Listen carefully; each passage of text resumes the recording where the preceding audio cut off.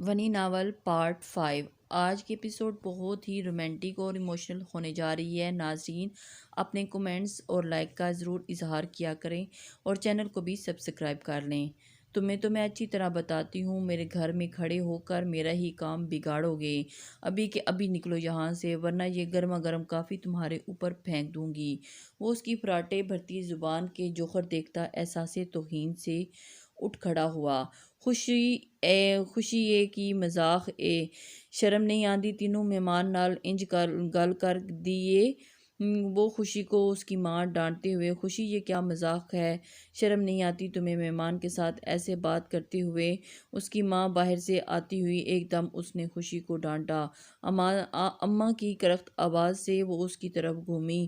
او اماں، تسی نہیں جاندے کہو جیا بندہ اے جو تہاڈا سوہنا مہمان بندا اے۔ او ماں، آپ نہیں جانتے کس طرح کا بندہ ہے جو آپ کا پیارا مہمان بنا ہوا ہے۔ میں اس کو خوب اچھے طریقے سے جانتی ہوں۔ اس نے اپنی اماں کو ڈرانا چاہا۔ تو بکواس بند کر، اپنی ہوش کے ناخن لے۔ انہوں نے اس کی فضول گویائی پر ٹوکا اور وہ اس شخص کے سامنے اتنی بے عزتی پر پاؤں پٹکتی ہوئی وہاں سے چلی گئی۔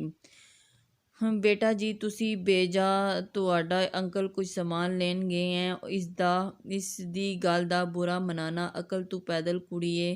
بیٹا جی آپ بیٹھ جاؤ، آپ کے انکل کچھ سامان لینے گئے ہیں، اس کی بات کا برا نہیں منانا عقل سے پیدل ہے۔ کچھ سمجھ میں نہیں آتا اور بے دھڑک بولتی رہتی ہے۔ انہوں نے محبت سے اسے بیٹھنے کا کہا۔ وہ شرافت سے بیٹھ گیا۔ ویسے بھی جس طرح سے اس لڑکی کی درگت بنائی گئی تھی، اس کے سینے میں ٹھنڈک پڑ گئی تھی۔ وہ اس سے ادھر ادھر کی باتیں کرنے لگی اور وہ سندھی تھا مگر کچھ پنجابی بھی سمجھ لیتا تھا۔ وہ بزرگ خاتون بہت دلچسپ تھی، ان کے بالوں میں سفیدی جھلک رہی تھی مگر چہرے پر شادابی تھی۔ وہاں وہ لنچ کے بعد کافی دیر رکا تھا۔ خلاف توقع اس کا موڈ بھی خوشگوار تھا، البتہ اسے وہ دوبارہ دکھائی نہیں دی تھی۔ وہ اپنے والدین کے بار بار اصرار پر بھی وہ لنچ کے لیے نہیں آئی تھی۔ اسے استبل کی صفائی کا سوچ کر ہی ابکیاں آنے لگی تھیں۔ تبھی کونین نے دادا سائیں کی غیر موجودگی کا فائدہ اٹھا کر 2 ملازم بھیج دیے جو جلدی صفائی کر کے جا چکے تھے۔ وہ اداسی سے درخت کے تنے سے ٹیک لگائے بیٹھی تھی۔ پتہ نہیں صفوان کو میری غیر موجودگی کا معلوم ہوا ہوگا کہ نہیں، اس نے کیسا رد عمل دیا ہوگا۔ وہ اپنی ان سوچوں میں گم تھی کہ اس کی سوچوں کے تانے بانے حویلی والوں میں ہی الجھے تھے جب کوئی اس کے بہت قریب آ بیٹھا تھا۔ مراد کو دیکھتے ہی وہ بدک گئی۔ شرم آنی چاہیے آپ کو یہ حرکت کیا حرکت تھی؟ وہ اپنے ساتھ جڑ کر بیٹھنے پر سیخ پا ہو گئی تھی۔ تو ہمیشہ گہری سوچ ڈوبی رہتی ہو، ایسے کھوئی سی کسی مصور کی حسین تخلیق لگتی ہو اور کسی شاعر کی خوبصورت شاعری جیسے۔ تمہیں کس نے کہا؟ اٹھ جاؤ ادھر سے۔ وہ نخفتگی سے اس کی طرف دیکھتی گئی۔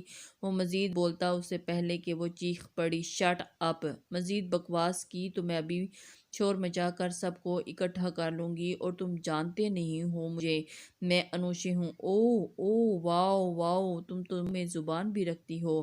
وہ پاگلوں کی طرح کہکا لگانے لگا اور اس کو تنگ کرنے لگا۔ تم یعنی ایک ونی میں آئی لڑکی مراد سمرو کو دھمکی دے رہی ہو؟ چلو شاباش، بلاؤ سب کو، میں بھی دیکھتا ہوں کون تمہیں بچاتا ہے۔ تمہاری چال پر ہی نہ الٹ دی تو کہنا۔ وہ اس پاکی سے بولتا اس کے ہوش اڑا گیا۔ یہ تو اس نے سوچا نہیں تھا کہ یہاں سب اس کا یقین کیوں کرنے لگے۔ جب اس کا شوہر ہی اس کا نہیں تھا تو وہ کس طرح سے اپنا یقین دلائے گی؟ لگتا ہے زور کا جھٹکا لگ گیا ہوگا تمہیں۔ تھوڑا وقت درکار ہے سنبھلنے کے لیے، جلدی سے سنبھل جاؤ، اور آئندہ اگر اس طرح کی حرکت کی تو میں تمہیں چھوڑوں گا نہیں۔ وہ اس کا گال تھپ تھپا کر ہنستا ہوا وہاں سے چلا گیا۔ انوشے نے بے دردی سے اپنا گال رگڑ ڈالا اور وہ سوچ میں پڑ گئی کہ اس شیطان صفت آدمی سے کیسے جان چھڑائے۔ سماما بھی مراد کے پیچھے ہی حویلی میں پہنچا تھا۔ اس نے جب اسے پچھلی طرف جاتے دیکھا تو اس کے تعاقب میں چل پڑا اور وہ جاتے ہی ایک سائیڈ پر کھڑا ہو گیا۔ انوشے اور مراد کو دور سے ہی ساتھ بیٹھے دیکھ کر اس نے ضبط سے مٹھیاں پینچ لیں۔ وہ خود میں آگے بڑھنے کی ہمت نہیں پاتا تھا۔ تبھی وہ واپس پلٹ آیا۔ وہ غصے سے سیڑھیوں کی طرف بڑھنے لگا۔ شاہانہ یکدم اس کے راستے میں آ کھڑی ہوئیں۔ اس نے چونک کر انہیں دیکھا۔ ایسا زندگی میں پہلی بار ہو رہا تھا۔ وہ پہلے ہی غصے میں تھا، اب اس کے چہرے پر ناگواری کی جھلک نظر آنے لگی تھی۔ شاہانہ: بیٹا، مجھے تم سے بات کرنی ہے، میں اس وقت بہت غصے میں ہوں، انہوں نے ہمت کر کے کہا، لیکن وہ ان کو دیکھتے ہی، کون ہیں آپ؟ نہیں جانتا میں آپ کو، اور کیا بات کرنی ہے؟ وہ ناسمجھی میں دیکھنے لگا، اس کو کچھ سمجھ نہیں آ رہا تھا۔ میں تمہاری ماں، وہ جھجک کر بولی۔ صدمے سے ان کی آواز پھٹ گئی۔ ان کا بیٹا انہیں پہچاننے سے ہی انکاری کر رہا تھا اور اس کی سمجھ میں نہیں آ رہا تھا کہ وہ کیا کرے۔ میری ماں؟ نہیں ہے میری کوئی بھی ماں، نہیں میں جانتا کسی کو، وہ لفظ چبا چبا کر ادا کرتا آگے بڑھا۔ اسے ان کی سسکیاں سنائی دے رہی تھیں، مگر وہ پیچھے مڑ کر پتھر بھی نہیں ہونا چاہتا تھا۔ وہ چاہتا تھا کہ وہ آگے بڑھتا جائے۔ وہ کافی دنوں سے خود پر ان کی توجہ محسوس کرنے لگا تھا۔ وہ اس کے کمرے کی صفائی بھی خود کروانے لگی تھیں اور کپڑے الماری میں سیٹ کرتی، اس کے کھانے پینے کی غرض ہر چیز کا خیال رکھتی، مگر اب اسے ضرورت نہیں رہی تھی۔ وہ اب اس سے بچپنے سے آگے نکل آیا تھا۔ بچپن میں جب اسے ضرورت تھی ماں کی، تب تو اسے وہ چیز دی نہیں گئی۔ اب وہ بڑھاپے کی طرف جا رہی تھیں تو انہیں اپنے رویے کا پچھتاوا ہو رہا تھا۔ وہ اپنی باقی ماندہ زندگی اور آخرت سنوارنا چاہتی تھی، مگر وہ سب سمجھتا تھا۔ پاگل نہیں تھا جو دوسروں کے اندر کا حال نہ جان سکے۔ وہ تو پھر اس کی ماں تھی، چاہے برائے نام ہی سے ہی۔ وہ اپنے آپ کو اندر ہی اندر کوستا رہا۔ رات کو وہ بستر پر سونے کی کوشش کرنے لگا، مگر اسے بار بار اپنی ماں کی سسکیاں سنائی دے رہی تھیں۔ اس کی برداشت کی حد ختم ہوئی تو وہ بھی اٹھ کر دونوں ہاتھوں سے اپنے بال نوچنے لگا۔ اس کا بس نہیں چل رہا تھا کسی طرح سب سوچیں اپنے دماغ سے باہر پھینک دے۔ تبھی اس کے فون پر میسج ٹون بجی۔ نہ چاہتے ہوئے بھی اس نے اسکرین پر نظر ڈالی۔ یاور کا پیغام جگمگاتا دکھائی دیا۔ کسی دانشور سے پوچھا گیا کہ غصہ کیا ہے؟ خوبصورت جواب ملا، کسی کی غلطی کی سزا خود کو دینا۔ اور وہ ایک دم سے اس کے تاثر خود بہت ڈھیلے پڑ گئے اور وہ حیران ہو گیا۔ وہ جانتا تھا کہ یاور کو خبر مل چکی ہوگی، آخر اس کا خفیہ کارندہ جو اس کے گھر میں موجود تھا، وہ اپنی ماں سے بات کرتے ہوئے اور مراد پر نظر رکھے ہوئے بھی اس کے پیچھے کسی کی موجودگی محسوس کر سکتا تھا۔ وہ کون تھی وہ اچھی طرح جانتا تھا، اس کے باوجود بھی دو ہی لوگ اس دنیا میں اس سے بے لوث محبت کرتے تھے، ایک یاور اور دوسری وہ۔ وہ مسکراتا ہوا اپنی آنکھیں موند گیا اور اپنی یادوں کے ندی میں واپس ڈوب گیا۔ بے شک اچھے دوست خدا کی نعمت ہوتے ہیں، وہ کہیں بھی رہتے ہوں، بس ان کا ہونا کافی ہوتا ہے۔ اس مراد کا کچھ کرنا پڑے گا۔ اب وہ پرسکون ہو چکا تھا۔ کونین پودوں میں کھدائی کرتی سخت کوفت کا شکار تھی اور اوپر سے زینب اور میرک کی بک بک اسے زج کرنے کو کافی تھی۔ وہ دونوں اسے لان تان کرنے میں مصروف تھی، کیونکہ اس کی وجہ سے وہ اس جھنجٹ میں پھنس گئی تھی اور وہ جلد از جلد اس جھنجٹ سے نکلنا چاہ رہی تھی۔ نہیں ہو رہا تو جاؤ تم لوگ، میں خود کر لوں گا، دفع ہو۔ وہ چیخی تو دونوں بتی سی دکھائی دیتی سچ مچ بھاگ گئیں۔ کونین ہکا بکا رہ گئی، یعنی احساس نام کی تو کوئی چیز ہی باقی نہیں رہی ان دونوں میں۔ وہ یہاں ملازمہ سے بھی کام نہیں کروا سکتی تھی، کیونکہ لان گیٹ کے بالکل ساتھ تھا۔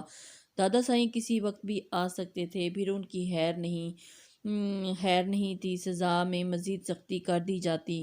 وہ ان دونوں کو زیر لب کوستی ہوئی کام میں لگی تھیں۔ اسے کل سے ہی ثمامہ پر غصہ آ رہا تھا۔ اس نے چاہا کہ وہ آگے بڑھ کر مراد کی کٹ لگائے، مگر وہ تو گونگا بنا رہا۔ جانے کب ہمت دکھائیں گے وہ مایوسی سے سوچنے لگی اور اپنی سوچوں میں گم ہوگی۔ بی بی جی، آپ کا فون بج رہا ہے۔ وہ ایک دم فون کی طرف، ملازمہ اس کے پاس فون لے کر حاضر ہوئی۔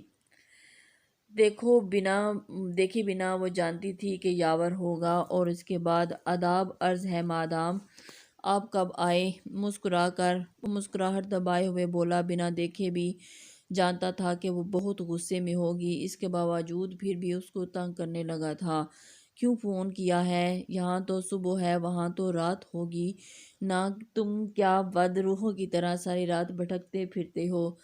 توقع کے عین مطابق وہ بھڑک اٹھی تھی اور وہ اس کو اسی طرح تنگ کرنے میں اسے مزہ آ رہا تھا۔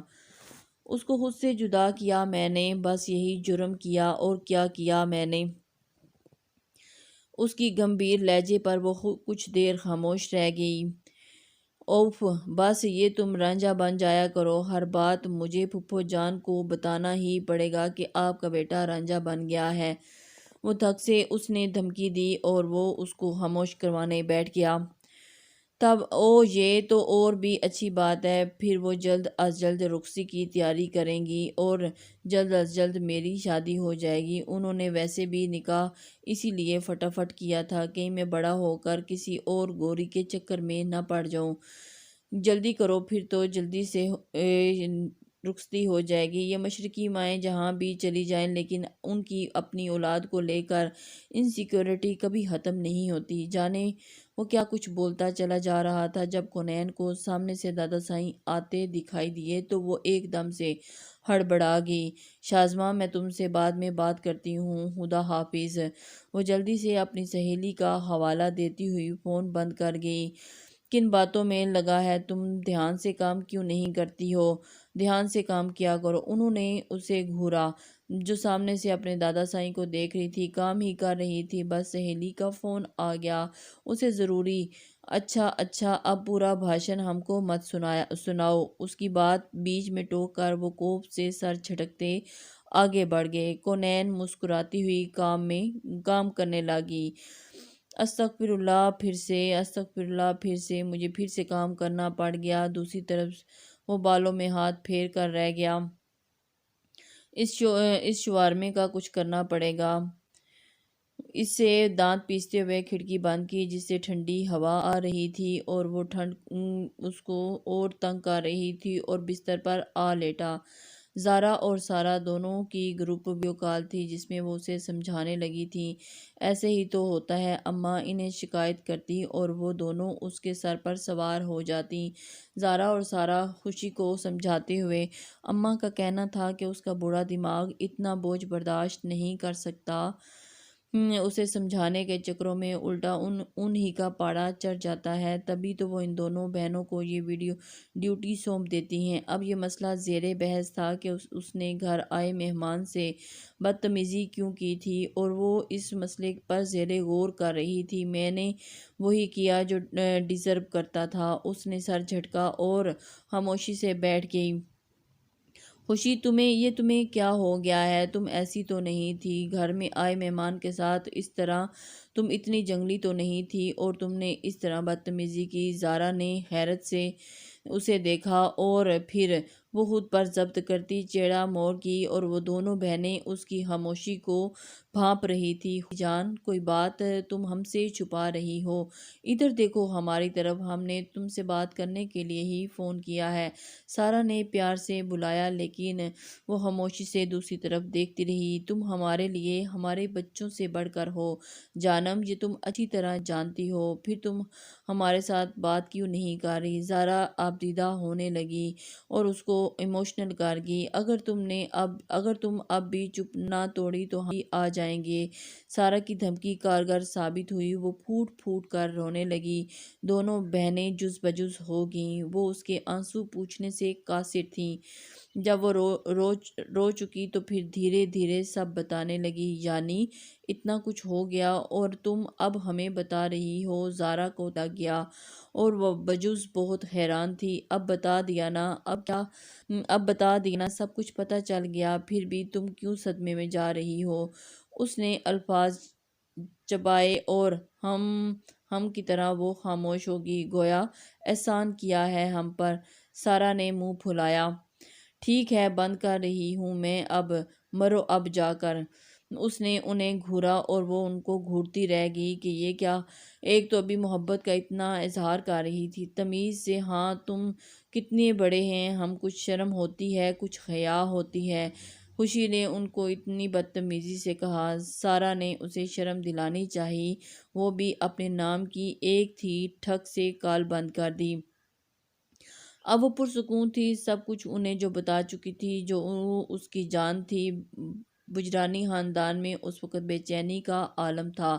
صفوان کسی صورت آرام سے بیٹھنے والا نہیں تھا، وہ ضرور آنے کی غلطی کرے گا۔ اگر وہ آ گیا تو سمرو خاندان کے ہتھے چڑھ گیا، تو اس سے آگے وہ سوچنا ہی نہیں چاہتے تھے۔ اس سوچ کو وہ اپنے ذہن میں کہیں گما کر رکھنا چاہ رہے تھے۔ شیراز بجرانی پرسوچ نگاہوں سے سب کو دیکھ رہے تھے اور پھر اٹھ کھڑے ہوئے۔ تم کہاں چل دیے؟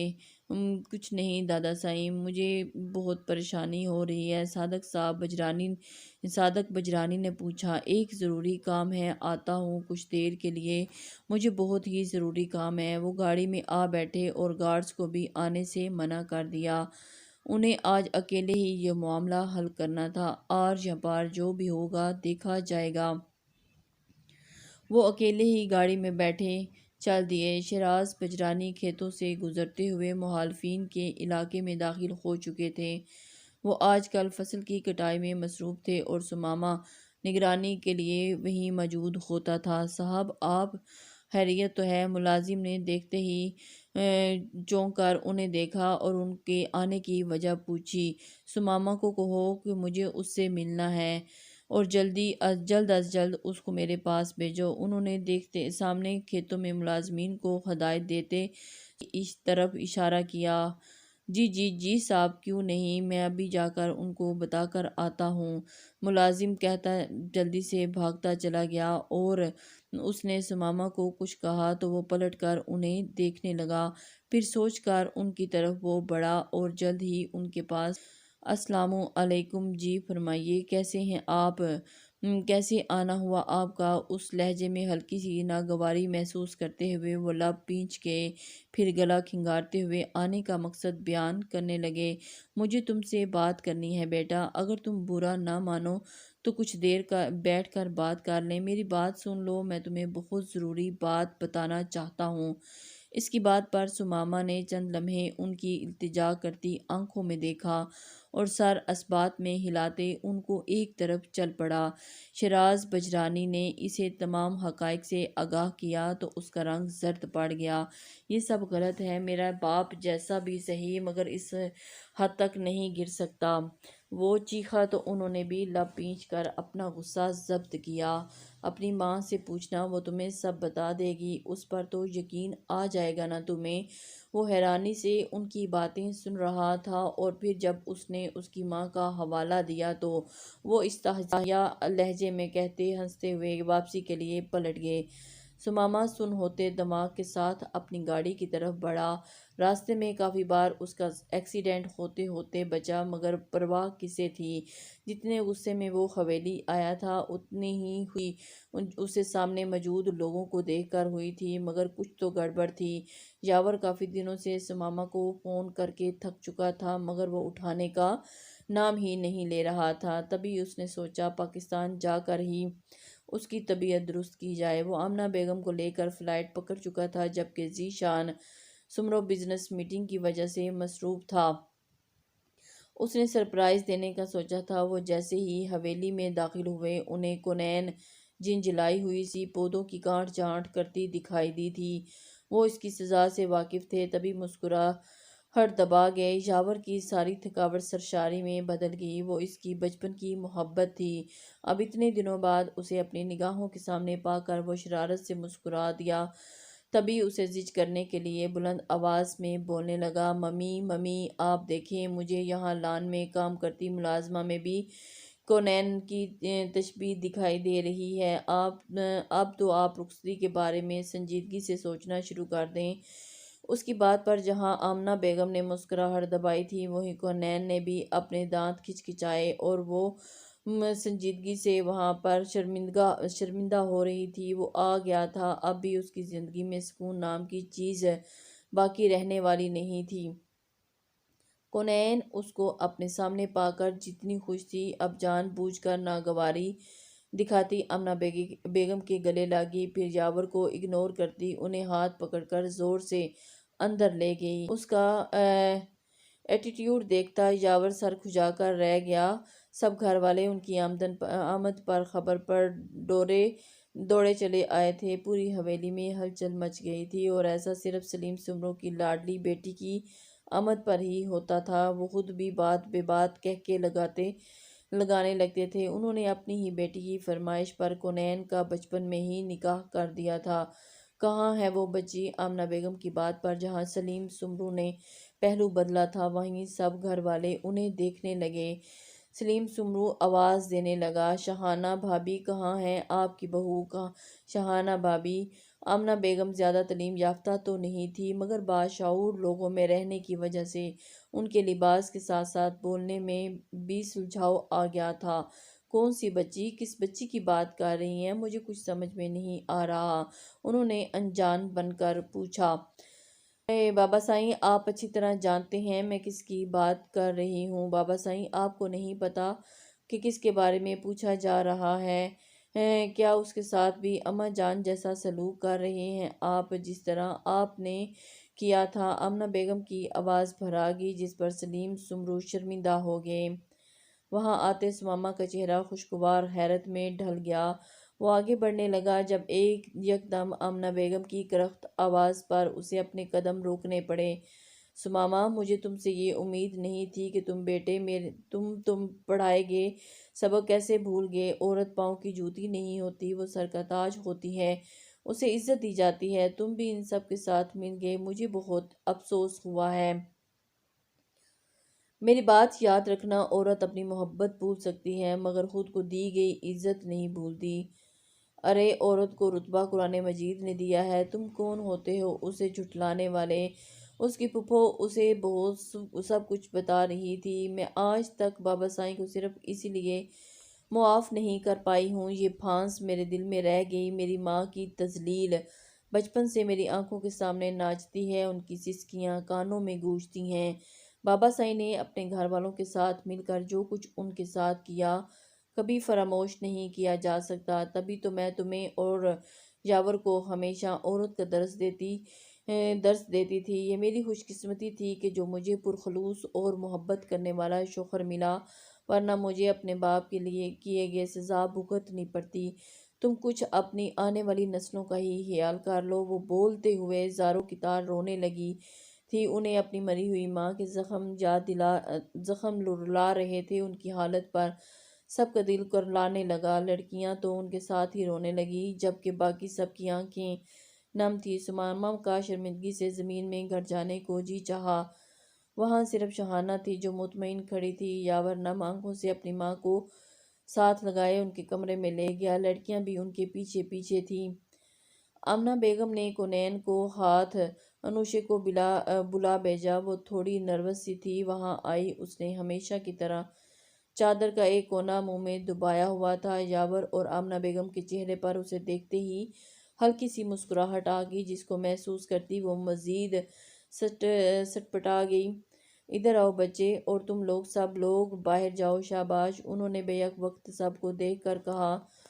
وہ جھجکتی ہوئی ان کے ساتھ آ بیٹھی۔ بیٹی کیسی ہو تم؟ انہوں نے بہت نرمی اور بڑے اچھے انداز سے اس سے بات کی۔ انہوں نے چادر کو اس کے اوپر سے ہٹایا تو انہیں معلوم ہوا وہ بے حد پرکشش لڑکی تھی۔ شفاف رنگت، گہری کالی آنکھیں، تیکھی ناک، سیاہ بال اور قد درمیانہ تھا، ایسے کہ وہ سماما کے کندھوں تک آ جاتی تھی۔ اس کا کلمی انگلیوں والا ہاتھ اٹھا کر بوسہ دے گئیں، جس پر اس نے جھنب کر چہرہ جھکا لیا۔ آمنہ بیگم اس کے شرمانے پر بے ساختہ قہقہہ لگا گئیں، پھر اس کو ریلیکس کرنے لگیں، ادھر ادھر کی باتیں کرنے لگیں۔ وہ جلد ہی ان سے گل مل گئی تھی، تبھی بلا جھجک باتیں کرنے لگی۔ خوشی منہ پھلائے پاستہ بنانے میں مصروف تھی، کیونکہ یہ کام وہ اپنے مرضی سے نہیں کر رہی تھی بلکہ اس کے ابا نے حکم صادر کیا تھا۔ کل ان کی طرح آج بھی اس سیریل کا لنچ ان کی طرف تھا۔ خوشبخت بچے، میں جا رہا ہوں، تم تھوڑی دیر بعد لے آنا، اور ہاں، تمیز سے اپنے چہرے پر مسکراہٹ سجا کر، ورنہ جو تم نے اپنی دوست کی شادی میں جانے کی اجازت لی تھی وہ کینسل ہو جائے گی، مائنڈ اٹ۔ وہ اسے اچھی طرح دھمکا کر چلے گئے تھے۔ انہیں صبح سے کافی بار فون آ چکا تھا اور اس کے بعد وہ دوبارہ ایسی غلطی نہیں کرنا چاہ رہی تھی۔ جی بالکل ابا جان، اس نے زبردستی چہرے پر مسکراہٹ سجائی، جبکہ آنکھیں متوقع بےعزتی کے احساس سے نم تھی۔ اسے اندر ہی اندر اپنی بےعزتی کا بہت ہی رنج تھا۔ دوسری طرف وہ جو صبح سے سر پکڑے لیٹا تھا، دروازہ بجنے کی آواز پر جھنجھلا کر اٹھا، آج آفس بھی نہیں جا پایا تھا، کچھ نہ کچھ کھایا تھا۔ اس نے دروازہ کھولا تو سامنے ہی عالم صاحب نے نرم مسکراہٹ لیے کھڑے تھے۔ نہ جانے ایسا کیا تھا جو ان کے ساتھ بے رحمی سے بات نہیں کر پاتا تھا۔ طبی تحمل سے ان کے آنے کا مقصد نہیں جاننا جاننے لگا۔ وہ ارحم سے پتہ چلا تھا کہ آج گھر سے باہر نہیں نکلے تو میں پریشان ہو گیا، کہیں تمہاری طبیعت ہی نہ خراب ہو، تبھی چلا آیا، اب اندر آ جاؤں۔ ان کی تفصیل پر وہ خواہ مخواہ شرمندہ ہوتے انہیں اندر آنے کا راستہ دے گیا۔ اب وہ کافی بے تکلفی سے کہنے لگے تھے، ارے بیٹا، دروازہ کھلا رہنے دو، خوشی آ رہی ہے۔ وہ کہتے ہوئے آگے بڑھ گئے، جبکہ اس کی حیرت سے آنکھیں پھیل گئیں۔ اب وہ بلا کیوں آ رہی ہے؟ وہ سوچتا ہوا انہیں ڈرائنگ روم میں لے آیا۔ بیٹھو بیٹھے، میں آپ کے لیے کچھ لاتا ہوں۔ نہیں بیٹا، کچھ لانے کی ضرورت نہیں۔ وہ مڑنے لگا تو انہوں نے جلدی سے اس کا ہاتھ پکڑ کر ساتھ بٹھا لیا۔ یہ تکلیف چھوڑو، بس میرے پاس آ کر بیٹھو۔ انہوں نے اس کا کندھا تھپ تھپایا اور پھر اس کا تھکا تھکا سا چہرہ بغور دیکھنے لگا۔ کیا بات ہے بیٹا، آج تم بہت تھکے ہوئے لگ رہے ہو۔ بیٹا، رب کی رضا میں راضی ہونا سیکھو، رب راضی تو سب راضی۔ ہم پریشان اسی لیے رہتے ہیں کیونکہ ہم اس کے کیے گئے فیصلوں پر راضی ہونے کے بجائے انہیں اپنے مطابق موڑنے کی کوشش کرتے ہیں، جبکہ وہ بہتر جانتا ہے ہمارے لیے کیا اچھا ہے اور کیا برا۔ اس کی دھیمی اور مگر پر اثر آواز پر وہ ان کے چہرے کو بغور تکنے لگا۔ تو کیا وہ جانتے تھے کہ اس کے حال کے بارے میں؟ بعض اوقات ہمیں لگتا ہے کہ یہ نہ ہوا تو کیا ہوگا، اگر ہمیں فلاں چیز نہ ملی تو اگلی سانسیں نہیں لے پائیں گے، مگر سب کچھ ہو جاتا ہے اور ہم ویسے ہی کھڑے رہتے ہیں، زندہ اور بہت خوش باش بھی رہتے ہیں، کیونکہ ہمیں ہمارے نصیب کا لکھا ملتا ہے، وہ جو ہمارے لیے بہترین ہوتا ہے۔ اللہ تعالیٰ ہمیں اسی سے نوازتے ہیں۔ تمہیں جو چہروں سے خوش لوگ نظر آتے ہیں تو تم سوچتے ہو کتنے خوش قسمت ہیں، یہ مطمئن ہیں اور خوشحال، لیکن تم یہ کبھی نہیں جان پاتے کہ وہ کتنے کٹھن راستوں سے گزرنے کے بعد یہاں پہنچے ہیں۔ ان کی زندگی کے اوراق پلٹو گے تو تمہیں بہت درد ملیں گے جس نے انہیں تڑپایا تھا، لیکن وہیں ٹھہر نہیں گئے، آگے بڑھتے رہے، اس امید کہ اس کے رب نے اس کے لیے کچھ بہتر لکھا ہوگا، اور ان کا یہی پختہ یقین انہیں دنیا اور آخرت میں دونوں جگہ سرخرو کروا دیتا ہے۔ وہ بولتے جا رہے تھے اور اس نے اس کے چہرے پر سے نگاہیں نہیں ہٹائی تھیں۔ اسے اپنے اعصاب سے بوجھ اترتا ہوا محسوس ہو رہا تھا۔ وہ ان سے کچھ پوچھنے کی تگدو میں ہی تھا، تبھی خوشی نے انٹری مار دی۔ السلام علیکم، لیجئے میں لے آئی ہوں آپ کے لیے گرما گرم لذیذ پاستہ، کھائیے اور داد دیجئے۔ خوشی کی چہکتی ہوئی آواز پر وہ آنکھیں چھوٹی کیے اسے مشکوک نگاہوں سے دیکھنے لگا۔ وہ یکدم اس کا پلٹ کر حیران تھا۔ کل تو اسے کاٹ کھانے کو دوڑ رہی تھی اور اب وہ حیران تھا کہ یہ کیسے ممکن ہوا۔ عالم صاحب نے خوشی کی اوور ایکٹنگ پر مسکراہٹ دبائے اسے نگاہوں ہی نگاہوں میں داد دی۔ وہ جانتے تھے کہ ان کی بیٹی کو شادیاں کس حد تک پسند تھیں، تبھی تو انہوں نے اسے دھمکایا تھا کہ اگر ایسی کوئی حرکت کی تو وہ اسے شادی پر جانے نہیں دیں گے۔ آمنہ پھپھو اسے بہت پسند آئی تھیں۔ اب بھی وہ ان کے کمرے میں جانے کے لیے راہداری سے گزرتی ہوئی سامنے سے آتی شاہانہ بیگم سے ٹکراتے ہوئے بچی تھی، اور سنو لڑکی، کیا نام ہے تمہارا؟ وہ انوشے کو روک بیٹھی تھی۔ شاہانہ نے اس کے بھاگنے کی کوشش کو ناکام بناتے ہوئے پوچھی، میرا نام انوشے ہے۔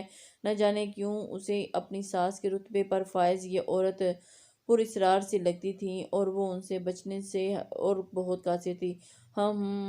ادھر آؤ میرے ساتھ۔ وہ اس کو اپنے ساتھ لے جا رہی تھی۔ وہ اس کا ہاتھ پکڑے اسے اپنے ساتھ اپنے کمرے میں لے گئی۔ انوشے دل ہی دل میں اپنی سلامتی کا ورد کرتی ان کے ساتھ گھسیٹتی جا رہی تھی۔ راستے میں زینب نے ناگواری سے یہ منظر دیکھا۔ وہ اپنی تائی کو کچھ بول بھی نہیں سکتی تھی، کیونکہ ان کے آگے بولنے کی جرأت تو گھر کے بڑوں میں بھی نہیں تھی، اس لیے میریب نے جب اس کی رونی صورت دیکھی تو زبردستی اپنے کہکا کا گلا گھونٹنا چاہا مگر وہ ناکام رہی۔